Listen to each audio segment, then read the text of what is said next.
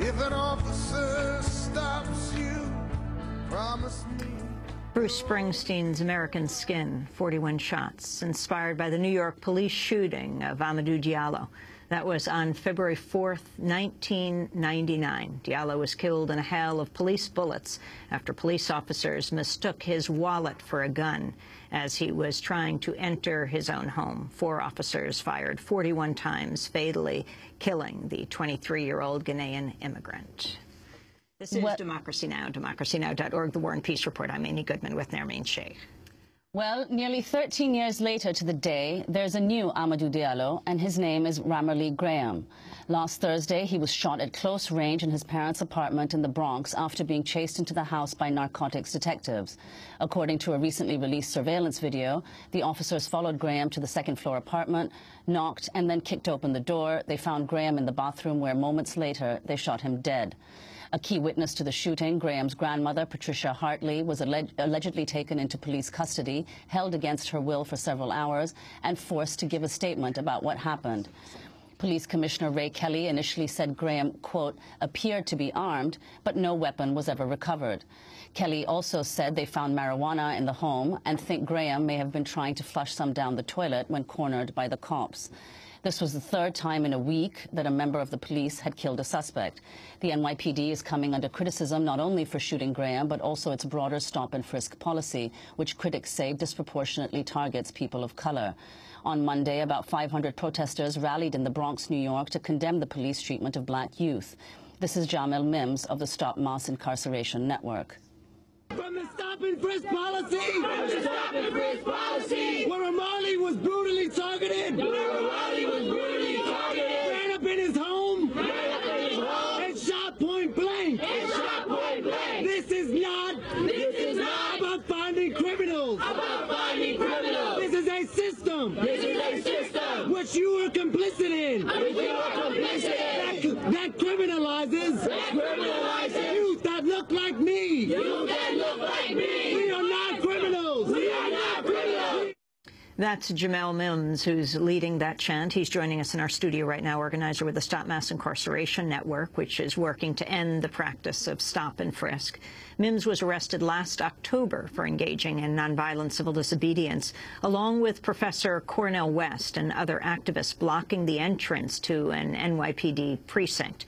He was again arrested in November in Queens for nonviolently blocking the entrance to the police precinct where Sean Bell was killed in a hail of police bullets 5 years earlier, near the place where he was killed. We're also joined by Nicholas Peart, who recently wrote a piece in the New York Times detailing his multiple experiences being stopped and frisked. The piece is called, "Why is the NYPD After Me?" Nicholas Peart is a member of Brotherhood's sister Soul, a community organization in Harlem. He's also serving as a witness in a federal class action lawsuit filed by the Center for Constitutional Rights against the New York Police Department. The lawsuit challenges the New York Police's alleged practice of racially profiling and unconstitutional stop and frisks. Last fall, a federal district court judge determined the case would be allowed to go to trial. The plaintiffs are seeking class certification. We welcome you both to Democracy Now! Why don't, Jamel, you lay out what happened to Ramarley? Okay, what happened to Ramarley? Yeah, what happened to Ramarley is really a concentration of things that happen to black men and impoverished black and Latino youth every day in the city and all throughout the country. I mean, there are 600,000 stop and frisks per year. 85% of the people who are stopped are black and Latino. 93% of them are doing nothing wrong when they're stopped. And this is an instance that really concentrates so much of the brutality and force that the police use against this particular section of people. I mean, what happened to Ramarley, again, you're looking at what was the use of the sanctioned use of lethal force for what was probably a legal amount of contraband that he was carrying on his person. And for this, he paid the ultimate price. I mean, there are, 40,000, arrests on marijuana laws alone in New York City that were black and Latino youth. I mean, so what you're really looking at is the front end of police brutality, and with the stop and frisk policy and opportunities that arise like this 2,000 times per day. So, you have an example with Ramarley Graham where it gets carried to that ultimate end, but this is a fate that you know, every Black and Latino youth is raised above their heads, that any one of them can meet. Nicholas Peart, in your article in the New York Times, you talk about the fact that you've been subject to this stop and frisk on several occasions over the course of just a few years. Can you describe what happened? Well, the times I've been stopped and frisked has been for reasons of coming out of my building, going to the store, and... How old were you the first time? The first time, I would say I was during my 18th birthday was the first time. And what happened exactly? Well, I was celebrating my birthday, and I was at my sister's house at 96th Street in Amsterdam, and me and my cousin and another friend, you know, we were in a median strip on Broadway, and all of a sudden, squad cars come out of nowhere with their guns drawn, telling us to get on the ground, and we had no idea what was happening, and the whole experience itself was devastating and dramatic. And what did they tell you to do? They told me to get on the ground, and they just searched me, my cousin, and another friend. They put guns to your head? Well, I was on the ground. It was towards my torso area, so. And it was your birthday? Yes, it was my birthday. And I read in the piece how the police officer noticed that in your driver's license. Yes. What do you say? Happy birthday afterwards, when they found nothing on us. What's the effect of this kind of thing? Because you mentioned in the piece that you're friends. It's obviously not an uncommon thing. What's the effect of the stop and frisk policy, you know, on people in the neighborhood, other young men your age? Well, the effects of stop and frisk, I believe, are it's damaging in the community. It further damages the relationship between the police and the community, and it makes neighborhoods more dangerous. It makes the job that the NYPD does more dangerous when, you know, due to these illegal stop and frisk and aggressive behavior. Jamel, can you describe your own experiences with stop and frisk? Again, and I come at this from the perspective of somebody who was kind of coached throughout their life and raised by their mother, as I'm sure, Nicholas, you were, that at a certain age you get to a point where you suddenly become a threat to the police, and that you have to kind of carry that in stride, and that there are ways that you have to respond to those types of situations.